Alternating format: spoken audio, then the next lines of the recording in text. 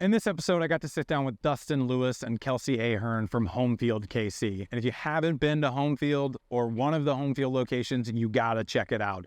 Hundreds of thousands of square footage from basketball to soccer to baseball. You name it, they got it. What's really cool about this as well, if you haven't seen Quarterbacks on Netflix, this is where Patrick Mahomes, other Chiefs players, and some of the kids from around the metro who are looking to become the best of the sports that they're focusing on train. One of my favorite conversations with them is they've grown a lot. They've been around for quite a while. They've started their own youth programs. They've, acquired others, and now they're building their own facility from scratch. So get to hear a lot about the knowledge of what they've learned in retrofitting an old facility and what they've learned from that about building a new one, how important food and beverage is. So this was a great conversation with Homefield KC. I hope you enjoy it. What's up, everybody? Do you own or manage a facility? Well, you're in the right place. Welcome to the Facility Playbook. I'm Luke Wade, owner and founder of Facility Ally. On this podcast, we're here to help you, owners and managers of facilities, brought to you from pioneers in the industry who's already done it. This podcast is brought to you by Facility Ally. Most facilities use between 4 and 6 different softwares to manage their facility, and Facility Ally revolutionizes that with an all-in-one platform. Today, I am joined by Dustin Lewis, president of Homefield KC, and Kelsey Ahern, the Director of Operations. Thank you so much for joining me today. Thanks for having us. Absolutely. Before we get into it, I'd love to hear a little bit about how your background and how you each got into this facility, Homefield KC. So I've been in sports and fitness for going on 28 years here in Kansas City and coaching throughout the country, and got here by having a group of investors and a group of really smart people thinking that they could do youth sports better. And with my background in facilities and youth sports, it was just a dream opportunity to be able to take the 28 years of trial and error and put it together with an ownership group and a leadership group that really understands sports and facilities, and taking that professional sports kind of background and professional sports experience and translate it into youth sports. I've been here for about 2 years running this company, and couldn't be more excited about what we're building and doing. Awesome. Yeah, and absolutely to piggyback off of Dustin, I came over a little bit after him. We're kind of a package deal as far as these facilities go. Have a background in sports as well, playing collegiately, and then operating facilities and managing people. So that's what I love to do, and I think we make a good team here. Did you work together at all before Homefield KC? Yes, we worked together for years. Actually, side note, he was my first ever basketball coach when I was 6, and that's kind of where the story starts. And then worked together managing health clubs for a very long time, and now we're living out our dream at Homefield. That's so awesome. Basketball, right? You're also a KC Crew basketball champion as well. And multiple time KC Crew basketball champion, just to make sure we get that clear. That's awesome. I love how it comes full circle like that you guys, I didn't know that story, so that's amazing. Tell me a little bit about Homefield KC. Yeah, once again, came really out of a brainchild of hey, youth sports are growing and expanding at a rate that is pretty exponential, and the facilities that our partners in ownership had been to and been a part of as parents and as participants, they thought that, hey, there's an opportunity here to do something in a better way by taking a kind of a co-sports model as far as building wonderful facilities, using sports science, state-of-the-art, and really taking that and making that opportunity for kids and to increase the experience for the player, increase the experience for the coach, and really increase the experience and improve the experience for the spectator. For mom and dad who's spending lots of money, lots of time, lots of resources, and really matching it up with the expectations of having wonderful facilities, wonderful places to play, and really elevating the experience for everyone. I love it. Quality over quantity, right? No That's the way it goes. That's awesome. So how big is this place? I know for anybody who is watching, like you can see an indoor baseball field behind us, but it goes on and on. So how big is this place? Yeah, so this facility is a little over 260,000 square feet of indoor turf. You can hear in the background, we've got batting lessons going on right now. So we have hitting tunnels, we have sports science lab, we have speed, strength, agility lab, which is over 30,000 square feet. We have indoor soccer, football, lacrosse turf, 5 basketball courts, just an overall training facility to really have athletes be able to reach their potential, work at whatever they're trying to achieve, and really combine great facilities all in one place where we can really, like I said, have the sports instruction marry up with the speed, strength, agility part of it, making athletes move better and be more resilient in the same place that they're practicing their sport. Yeah, and when you drive by this place, I don't think anybody would guess this is in here, right? So has that been a challenge at all as far as like letting people know in the beginning, or? Absolutely, and you know, this like every other facility having to deal with pandemic, this place literally was open for 4 months before it had to shut down. So having to you know, really be thoughtful in how we kind of relaunch and how we run programs, and Kelsey and I both were brought in a couple of years ago. So post-pandemic, of like, all right, we're in a different world now. How do we make this operate in a way that functions and makes sense for the year in the 2020s? Sure. And this is, you said 160,000 square feet, right? 260,000 square feet, 200 in this one facility, and you actually have more facilities. Yeah, Tell me about those. So we have another facility on the other side of Kansas City, on the Missouri side, that's 160,000 square feet. Similar as far as having indoor turf, courts, so baseball, soccer, football, basketball, volleyball, all those main sports, lacrosse, played inside of it. Awesome. And then you've got another one coming, right? So we have a third facility up and going right now, which is an indoor volleyball facility. So it's a 10-court, 90,000 square feet, give or take, with all the amenities, food and beverage, all that kind of stuff. That both is training and gameplay there. And if you want to talk a little bit about the new one we're building. Yeah, man, we are building the mecca of court sport. It's going to be in Kansas City, Kansas, and Wyandotte County.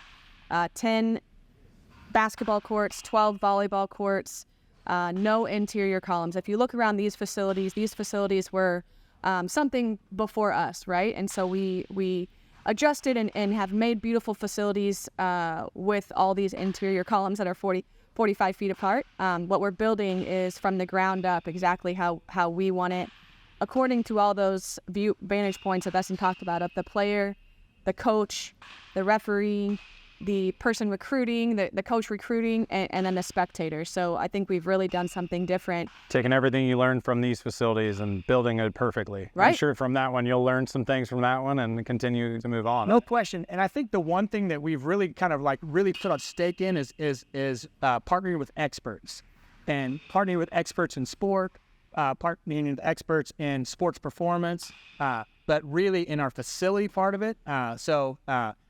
Having our ownership group having a background and working in pro sports and building Children's Mercy Park and building the United States Men's Training Center, taking that same kind of concept, hiring Populous to be the designer of our building. So having Populous, the number one designer in sports facilities in the world, coming in and doing a youth sports facility, this is unique for them. And then Turner Construction building it. Once again, unique in the fact they stand in SoFi Stadium in LA, and then they come do Homefield, which is a youth sports facility, which is unbelievably awesome. So I think when people walk in this facility, it's bigger than they expect, right? When they walk into the new facility, Kelsey hit on it, with no interior columns. No one's really seen 10 basketball courts without interior columns. So the viewing angles, the experience of the player, every detail of that's at Children's Mercy Park, which is done, it's won, numerous awards of being the best facility in the country of its kind. To have that kind of as a goal of ours, to really be not just do something that's different, but do something that's better.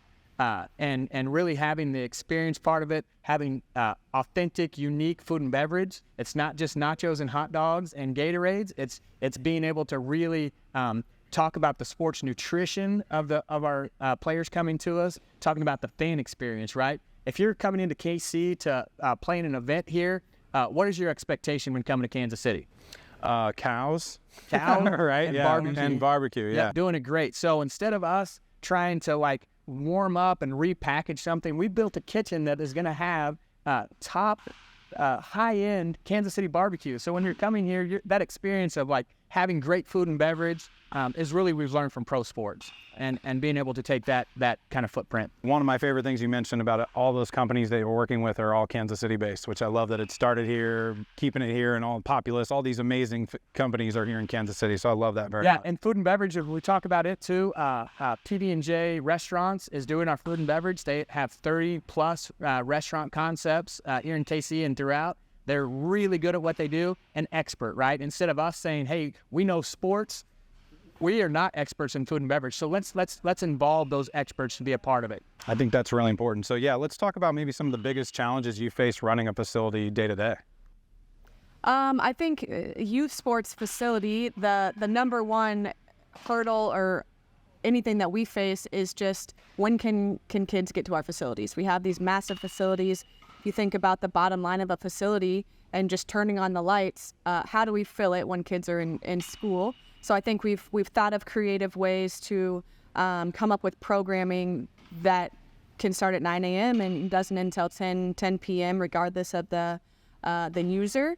I think that was kind of one main kind of hurdle that we've overcome. Well, when is diversifying kind of what sports and things we had? If you're just all in, say, a turf facility, it's great in Kansas City to have a turf facility from November to February. You can fill it easily and charge whatever you want. But if you just have turf and you're not diversified inside of your facility, how do you make turf work in the warm seasons here? So really having programming that we own as opposed to just being a rental facility is something that we've kind of had to overcome and we're still working on. Really launching our own owned programming to combat that biggest issue is what do you do with 600,000 square feet of kids' sports facility when kids are in school the biggest part of the day. Sure. So how do you fill it?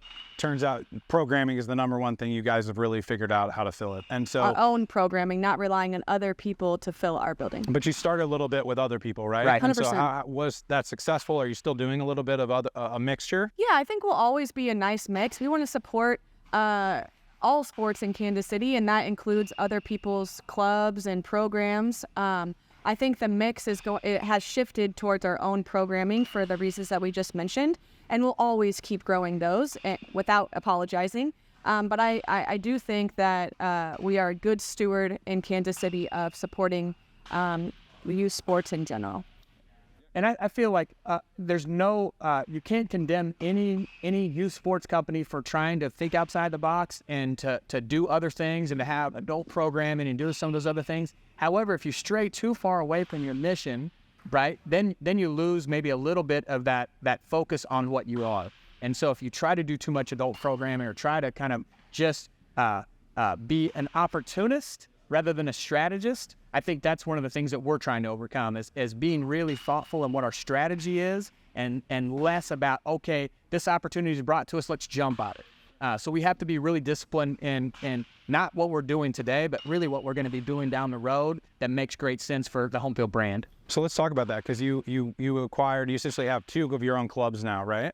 So what was the process? How did you decide that these clubs were right for you? And then how's it gone so far with launching them? Yeah, so I'll talk about a little bit about the how we pick, who we're partnering with, and then kind of the integration. I'll let Kelsey take that. So the picking is really is the leadership of whatever clubs that we're dealing with, right? Is really finding a leadership group that puts development of kids first.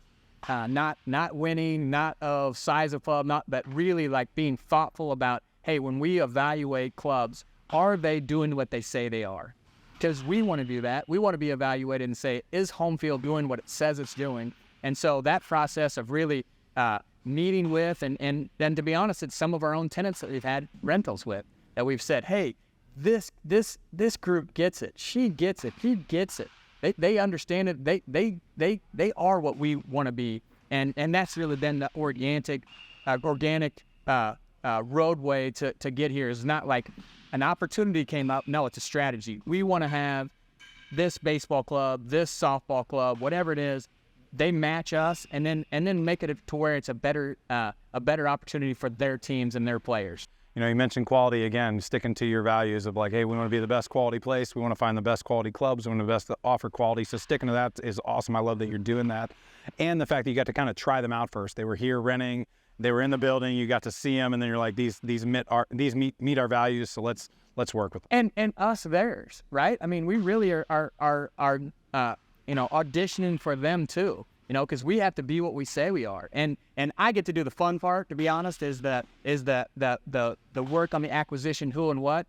Kelsey and her team really have the tough part, which is once we've made this acquisition happen, how do we integrate it, and really how do we streamline and say, okay, you program director have done the billing, you've done the marketing, you've done the promoting, you've done the teams, you've done this, the hiring, and say, hey, we can take that off your plate. And when I say that, I say it confidently, say, Kelsey and her team can take it off your plate. And so if you want to talk a little bit about integration from it. Yeah, absolutely. I think you hit it on the head right when we started of typically facilities. And we have been one of those facilities that, man, okay, we need a scheduling software. We need a training software. We need a membership software. We need a billing software. We need a collection software.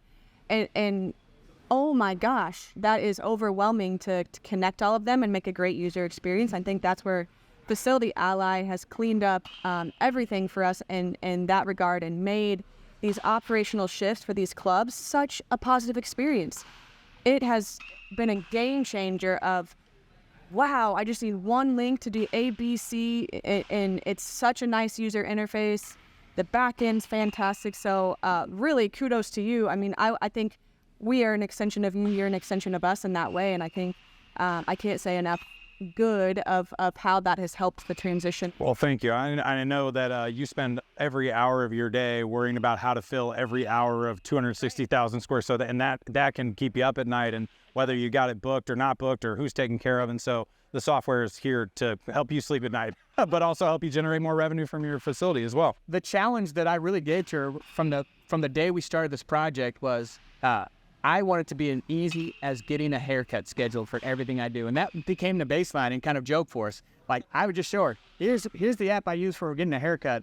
These are the 3 clicks I make, and a haircut is ready to go, and I'm done. How do we make that experience for all of this? And man, that is a big challenge where you're talking about space and people and the service. I mean, those are 3 independent things that you have to all link up, and our user, our customer, just has to know it just works. You know, that's all they care about. Is it easy to use and does it work? The details are really on Kelsey and her team to make it look easy. Yeah, because nowadays if they have a struggle, they're going to call you or email you, and that just creates more work. Or they're going to go down the road. That's true. Yeah, go to your competitor. Until we can get them through our doors. And to your point, the building from the outside looks vastly different than it is on the inside. So if we don't even get them through our doors because the user experience wasn't great, they're gone forever. They're going to go somewhere else not knowing what they missed out on because we couldn't get them through the door. Makes sense. So how has bringing in these clubs changed Homefield from when you guys started? Yeah, I will happily take that one.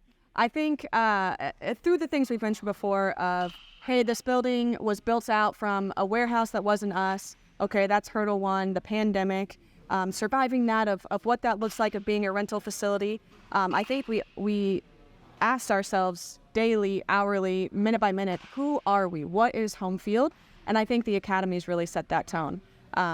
We now know who we are. We're a facility, we're academies, and we're speed, strength, and agility. And I think with those 3, kind of a 3-headed beast, I think we've knocked out of the park of the user experience and how we can really get back to what we're all want to do, which is help athletes develop and get them to whatever level they want to perform at. That's awesome. I know it feels good to, finally define who you are and what you are, because it gives you just a straight path forward, but sometimes it can take a long time to get there. Yeah, and a long time. I mean, we've only been in business for 3.5 years, 4 years. So, and we've only been part of Homefield for 2 years. So I think to say that it's been a long time, yes, the days were long, and those 2 years there were some tough times, but I think we can say it with such confidence now, and we're so proud of what we've created here, and that really drives from the academies and what we feel like this place does to help kids. Yeah, our job is to fill it with experts, right? Is to be an attractive place where experts in sports want to come and work. Sure. So you mentioned a couple partnerships, some other local places. You guys are partners with Sporting Kansas City. So how has that helped or benefited Homefield, KC? Yeah, I think it just brings an expert to the table in a sport that we don't have an academy. We won't have academy. They're kind of our soccer partners. So they office out of our building. They are, the same heartbeat that we are, right? If one of our academy kids wants to go play soccer, awesome. Go right down the hall and you've got an expert there that will take care of you just like we know our directors of sport will. So Homefield is baseball training, volleyball training, and then sporting. Is there more? Or because sporting's the soccer side, right? So what else is Homefield? So 6 sports. So baseball, basketball, football, volleyball, fast pitch softball, and lacrosse. Awesome. And that's all trained out of here. I know you have the basketball too. Is that, do you sublease any part of your facility? Yeah, so we have several tenants inside of the building to make it work. So just like everybody else, when you have a building this big, so we have a medical partner and pediatric partners that is pediatric health care. We have a physical therapy and chiropractic group called Fit Muscle and Joint. It's a great partner of ours that we do a lot with. Great American Basketball League, JABL, leases out space within inside this facility. They have 5 basketball courts in here. It's a wonderful tenant of ours.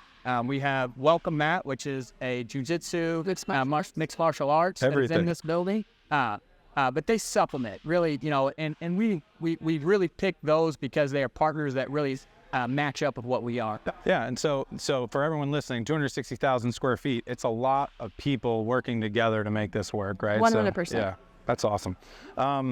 So if you started all over today, what do you think that you would do differently? I know you're thinking about that for the new facility, but what do you think the top 3 things you're doing differently in the new facility that they did here? Yeah, well, once again, it started from the ground up of owning the programming, right? Own the teams, own the leagues, own the tournaments. So we're really vertically integrating a lot of the things that we didn't do early, right? So if our teams are playing in our own tournaments, that cuts costs, right? It cuts costs for the families, so it's less expensive to play with us than a team that has to travel throughout the country or pay for space, those kind of things. So I think that's one of the things that we, through trial and error, that we would have started much earlier, is that vertical integration of everything we do here.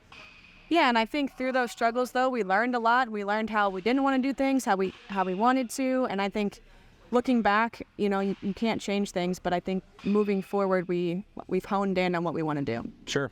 And you mentioned the new facility and how awesome the kitchen and the partners are going to be. So how important is food and beverage to you? I think it's one of the real keys to the model working long term. Is the fact is food and beverage has to be a good experience, and it has to be something that can live on its own. If we were to lease space out to a place, right, there's a middleman to be paid, everybody's splitting the pie. With us really owning the food and beverage part of it is really important for us to continue to grow it and to really evolve and learn from it. And no one has the playbook for it, right? Food and beverage is one thing in these facilities that is something that we've had to learn as we go, but we decided early on to hire an expert to help us with it. And that's one of the things that we wouldn't go forward with, is to try to do food and beverage without an expert partner. Sure. So it's so important you brought in the experts. That's what you'd say. 100%.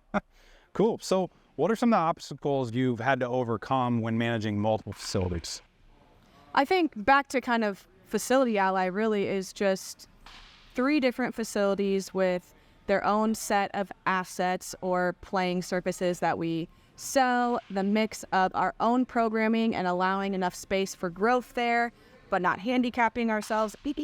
And then the mix of outside rentals and supporting other people's businesses within our business. I think all of that combined can come down to one word, and that's scheduling. I think that's kind of the hardest part, and not taking a ton of man hours to manually do it on spreadsheets and drive yourself insane and have double bookings, and being the debt collector of having a software drive that is a massive game changer. With that said, make sure you check out Facility Ally at facilityally.com if you want to help automate your facility and become the mecca of Homefield KC. So thank you so much for the shout out. I appreciate that. What's one book or podcast you'd recommend for the readers, listeners and watchers at home? Continuing to educate yourself is really important, and having variety of that. I think outside of sport, we can learn a lot. I think when we get inside a sport that we want to like hone in and just be inside a sport that, I mean, I love consuming things outside of it, and science and technology I think is really important to follow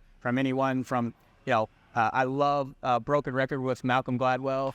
There's a lot of great stuff about seeing the failures of others and how to avoid it. I love Freakonomics, their podcast as well. I think that economics of everyday thing is really important for how we do things. There's a new podcast I'm listening to with Rick Rubin. It's called Tetragrammaton. Hard to say, but he's a guy that I really look up to in the fact of letting really the process, not force a process, but really be understanding of like, hey, this process has to have a trust. It has to have a buy-in. One of the things, you just wrote a book recently talking about like the process of collaborative work. It's not ready. An idea, a program, something isn't ready until everybody agrees that it's good. If one person disagrees that it's good, it still needs work. And I think that's what we try to do here organically is like, hey, we have to have a collaborative effort. Decisions have to be made. And that comes down to Kelsey and I and our leadership group and ownership group. But at the same time, if everybody feels like they're a part of the process, they own part of the process, then it's easy for them to go execute it. If they feel like they're left out of the process and they don't have a say in it, it's not good enough yet. They really have to own it. I love that. And that relates a lot to like when we hire. So I have 3 companies that office out of the same place. When I hire one person for one company, I have everyone from every company interview that person with me so that they feel like a buy-in, they feel like ownership, and we help pick this person. So let's make sure they succeed rather than walking and be like, hey, everybody meet your new hire, right? And so that's like that buy-in of like ownership, and like they want to see this person succeed because they help pick them. So I love that you brought that up. I'm gonna have to check out those podcasts for sure. So what's one last piece of advice you want to give our listeners at home that are managing a facility or opening a facility? Go first. I don't want to speak for Dustin, but he's the quote man. But I think don't be afraid to fail small. I think and big maybe in something that relates to that is shoot bullets before cannonballs. So try a bunch of different things, fail a bunch of times, and then move forward, right? Don't dwell on it. And I think that's what we've done over the past 2 years is, hey, let's fire it out there and see what happens and look at us now. I love that. I like the bullets before cannonballs. I always say fail forward. Yeah. So fall Same forward, idea, but keep right? failing, keep getting back up, and keep going forward. Yeah, So that good to great model of don't be afraid to try things. And the like I said, and just keep 2 things in mind all the time. And that's number one. If you have optimism, people around you will have optimism. It's some days are difficult to continue to be authentically optimistic. And number 2 is enthusiastic. She's enthusiastic every day, which helps me be enthusiastic, and vice versa, and all of our staff, from our front desk, frontline staff to our coaches to everybody's working really hard. But if we can authentically be enthusiastic and optimistic, we have a way forward. As soon as you lose those 2 things, people will find somewhere else to go. Well, thank you so much for letting me come in today and talk. I know you got kids coming in to train right now, and I think Mahomes is on his way in soon, I hope anyway. So I got to get that chiropractic appointment on my way out, but thank you so much again for having us. I really appreciate it. Love working with you guys, and we'll see you next time on the Facility Playbook. Thank you very much. Thank you.